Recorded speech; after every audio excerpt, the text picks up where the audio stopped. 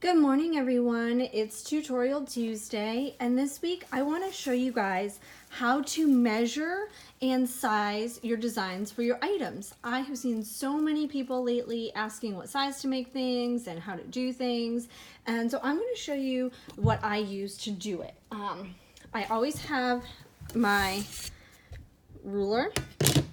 I have this soft measuring tape, which is really great when doing like mugs or wine glasses because they have a curve to it, so it's easy to wrap it around. And I keep these on hand. I have cut out of cardstock, and I had the Cricut write on it what size they are, a variety of different sized shapes, squares, triangles, or squares and rectangles. Should go back to kindergarten. And that helps me use that as a guide. So I'm going to do a couple of different ones for you today just to show you how I would size them so you can get an idea of how I do it. So I have a newborn size onesie. This is a Carter's brand. I have found that every brand is different. Even when buying from the same place for my kids, if I buy my daughter a shirt and my son a shirt, they are different sizes. And even though they are the same size. So if I bought them both a 4T, they measure differently. So it's different from boys and girls, I found too. Even from the same store, which is the same brand. Okay, so what I do is I set this out. And now I have my different size little square pieces here. And I can place them on my design. And I think, okay, this is a good width, but I want to make this longer. So I have a couple of options. I can take my little measuring tape here and I can add a couple of inches, or I can size up my design a little bit and say 4.5 by 7.5. Now when doing a onesie, keep in mind if they're going to have pants on or shorts on, depending on the time of year, how big your design is, factor in that that's going to go down here. So I might make this 4.5 by like 6.5. I can take my measuring tape here, factor in another inch off, and that looks about pretty good. And then what I can do is I'll go ahead, I'm going to work on my iPad now. I'm going to pull it up, grab a new project. I'm going to grab a shape. I'll grab a square. I'll highlight it. I'll go to the little padlock here and unlock it. I'll go to my edit screen and I'll put my little piece of paper that I had measured here over to the side, and I will say I want it 4.5 inches wide and I want it 7.5 inches tall. Okay, and now I can just zoom in and I can start designing, and I'm going to keep it all within this rectangle. It's as easy as that. I have found this to be the best way to size. I know that there are a lot of different charts out there that tell you all about sizing and what's recommended, but I have found this to be the best way to do it. I know that I made a onesie for my friend a couple of years ago when I first started out, and I was so upset with how small the design looked on the onesie, and so I started doing this, and I found that I'm never disappointed with my sizing. Okay, so now I have a 3 to 6 month onesie, again Carter's brand, and I just want to show you guys how size is different, even just a little bit. Okay, so I'm going to go through my little stack here. I'm going to try a 6.5 by 6.5. Now that's a little too big for me, so I'm going to go down to a 6 by 6. And that's still a little too wide. You have to keep in mind when pressing a onesie especially, these seams right here get in the way. Now I have the Baby Easy Press, so that really doesn't factor in too much for me because it fits perfectly right in here, but I don't want it to be too wide. So I'm going to go ahead and I work on my little self-healing mat here, so I can go ahead and measure all my stuff here and make sure that it's accurate and I didn't screw up. So I can hold it this way and I can say 5 inches across is about pretty good. 6 inches down, you might want to go a little bit longer depending on your design, but keep in mind your design too. Sometimes I make things that are just one line and it's really simplistic, but it's very cute. So by doing it 5 inches across, it would look perfectly sized. Okay. Now I've got a 9-month onesie, again, Carter's brand. Now if you don't want to cut out these little cutouts here, and I'll also share my link for my file to do this in the description because I shared a file of all of them. And you can add to it too, make it your own. So I have my little ruler here, and I can also just measure across and say, oh, maybe 5 inches across, maybe 5. You know, I'll have to play around with it depending on my design. And then I can measure down. I'm gonna have this at an angle so you guys can see, and I see, oh, 7 inches is pretty good, so maybe 5 by 7. You can just play around with sizing and see what you like. You can also keep in mind that if you are worried about it being too small or too big, you can cut it in paper first and test it out. I grabbed some of my kids' shirts out of the laundry, so they're not perfectly neat, but I wanted to show you guys. Okay, so this is a 3T from the Children's Place, and this is my daughter's shirt, so it's a little girl shirt. So what I did was I pulled through. I'm just going to measure for you guys, dig through my stack. So this is about 7.5 inches long, and it's about, at the widest point, 5 inches wide. So I would have put a 5 by 7 square. Now, when I measured this, and I said, okay, 5 by 7, I knew that I had more space over here and over here. So if I wanted to make it a little bigger, I could. But if it was on a smaller onesie, I was like, okay, 5 by 7 is my max. I really can't stretch that. So make your design a little bit smaller within that square. You can even make your square like 4 3/4 by 6 3/4 and say that's your max. I like to keep it exact, but it's up to you. Okay, so I'm going to grab one of my son's shirts. This is a extra small 4 from the boys section at the Children's Place. Now I have, space down here, so you can either fill up the whole shirt or you can keep it as is. It really depends on your design, it depends on your preference, it depends how you want things to look.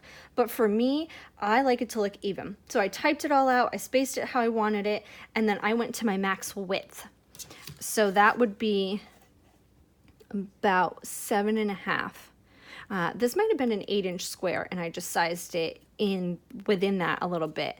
So just measure your shirt, and you can see if you wanted to go the whole length. I made this about 7.5 by 7.5. You could go, say down to 12 inches, fill up the whole shirt. It really depends on your design and how you want it to look. So keep that in mind. Okay, now this is a shirt I made for myself. This is a small, and it's One a Day brand from Target. So you can keep this here. And I have a good chunk of space. Let me see if I can pull it up for you guys. I have a good chunk of space down at the bottom still, from here to here. But again, I like to sometimes fill up the whole shirt, but this is just for me. So I just filled it up about what fits. And this is a really stretchy material. You can see, let's see. You can see it's really stretchy.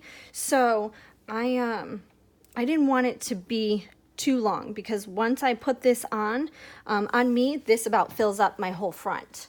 So a lot of times too, if it's for you or for your kids, you can hold it up to them and get a good idea of where you want it at. But I'm going to show you guys, I sized this. Let me pull it off here so we get a good one. I sized this. It's about 10.5 inches. A little hard to see for you guys. 10.5 inches in height, and about 9 inches in width, depending on my widest point is 9 inches. So keep that in mind. I'm going to just show you quickly. I have a large men's shirt from, I think it's Goodfellow & Co. I believe that's Target brand. My husband's really, really particular about the materials of his shirts, so I always have to find something really, really soft. Now this is a large men's. And again, this is the design I wanted. So I didn't want to fill up the whole entire shirt. I wanted it to be simple. Everything doesn't need to fill up the whole shirt. Sometimes you want it to. Again, it's all preference. So this is, let's see, about 13.5 inches wide.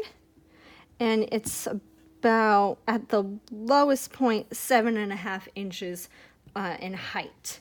So it helps to measure too. Sometimes I like to put things on my husband and measure it on him. So if you don't have a person to measure it on, just use your best judgment and what you think. I usually try to keep it at least a couple of inches in on each side. I usually hold my hand up actually and try to use that as my guide if it's not for someone in my house. All right, and now I have a 2X men's. I believe this is a Fruit of the Loom brand from Walmart.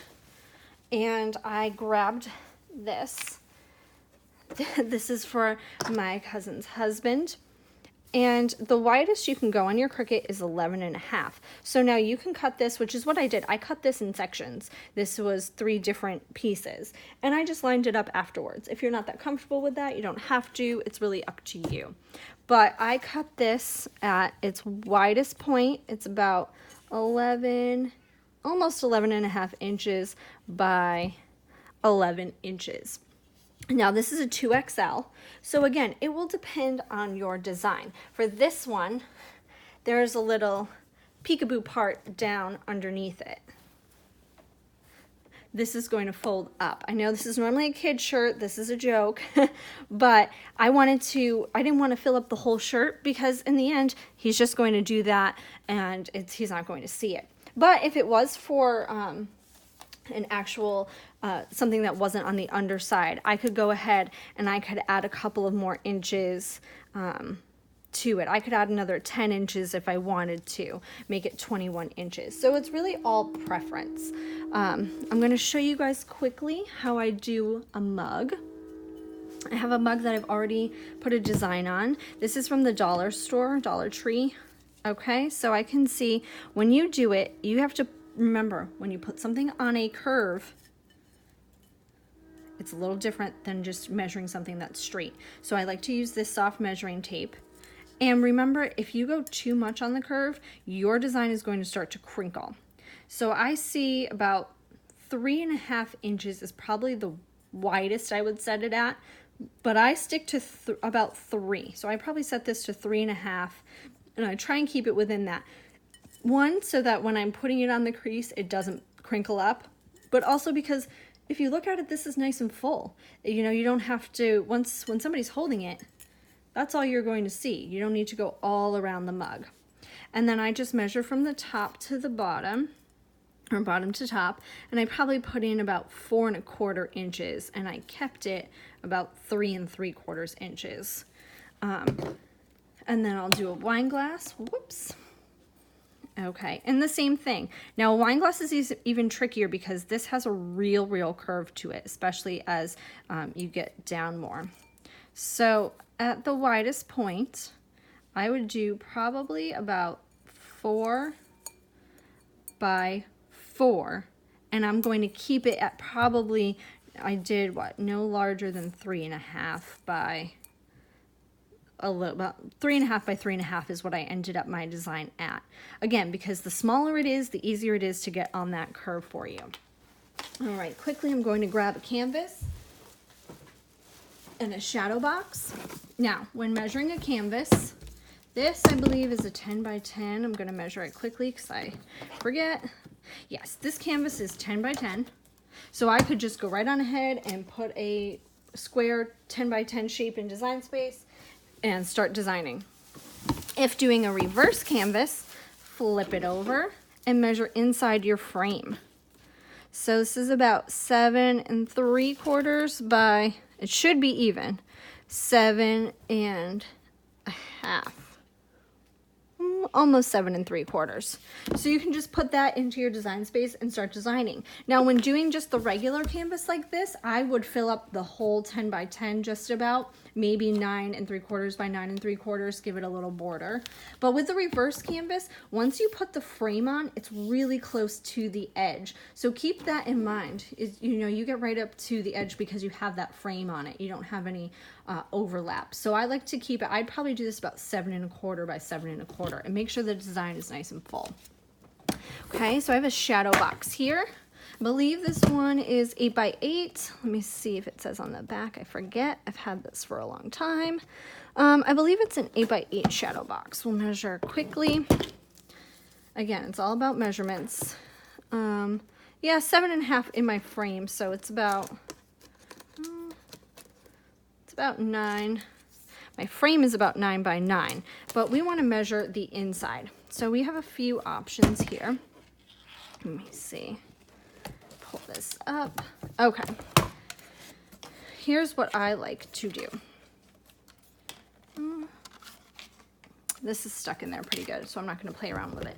If you're putting something on the glass, you want to measure, it's about 7.5 by 7.5.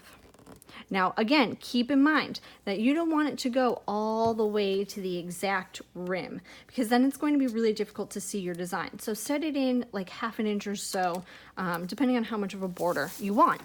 Now, with Mother's Day coming up, I've seen a ton of people asking about rolled flowers in shadow boxes, how many. It's some simple math, and I'll help you guys do it really quickly. I usually make 2-inch flowers. That's how I like to do it. Okay, I'm going to flip this over. What I like to do is just, I have a ton of them that I keep on hand, and I like to just throw them in. And I have a variety of colors. I'm not going to be particular since I'm just showing you guys. All 2x2, all 2-inch roses, not 2x2. They're just 2-inch roses. And I'm going to fill this up. Now, depending on the look that you're going for, you may want to try and fit in some more. You might want to do less. You might want to throw in some tiny little ones in the empty little spaces here. Now, if I squeeze this over a little bit, am I going to be able to fit another one in there? Maybe. But is it going to look cramped, or is it going to look nice? You can see that they're kind of starting to buckle up. I'm just going to throw the back on really quickly so I can flip it over and show you guys. So I could probably do 5 across, just carefully. Don't squish them too much, instead of 4 across. See if we can get them to go. Yeah, you could probably fit in another one. Let's try that. And these are 2-inch roses. So that's 2, 4, 6, 8, 10.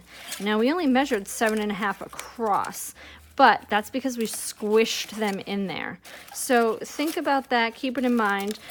You can always cut more roses. It's okay if you have some extras, save them for another project. It's up to you. I recently did a shadow box that was, I think, 6 by 14 with a bunch of little roses in it, and I ended up needing to cut a few more. You know, it's no big deal. I'm happy to do it. Just, I'd rather have, you know, just enough of what I need or some extras for another project.